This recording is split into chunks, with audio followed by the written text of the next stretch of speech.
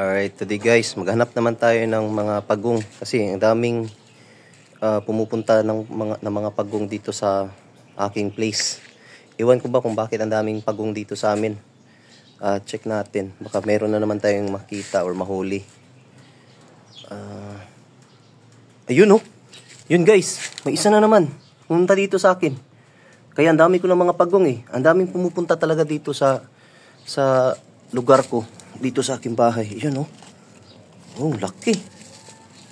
Ayos, minahuli na naman tayong isa. Lagay natin dito.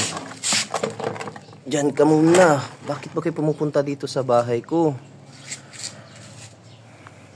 So sa likod ng aking bahay guys, marami talagang pagong na pumupunta dito. Tingnan natin baka may mahuli pa tayo.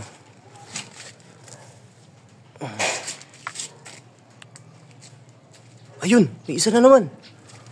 Laki oh. Oh, wow. Mas malaki pa to kaysa dun sa una na nakuha natin. Tingnan nyo. Grabe, ang laki. May ilog kasi sa likod ng bahay namin.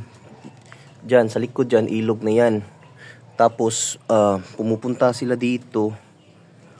Palagi ko na lang nakikita yung mga pagong sa ilog. Pero, pumupunta talaga sila dito sa bahay. Kaya, swerte natin, oh. O yun, tignan natin, oh. Mas malaki tong isa.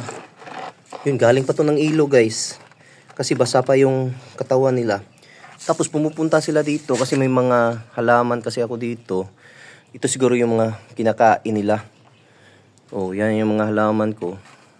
Yan siguro yung mga kinakain nila. Kaya pumupunta sila dito. Balik ko na lang siguro to sa ilog. Ano tingin nyo guys?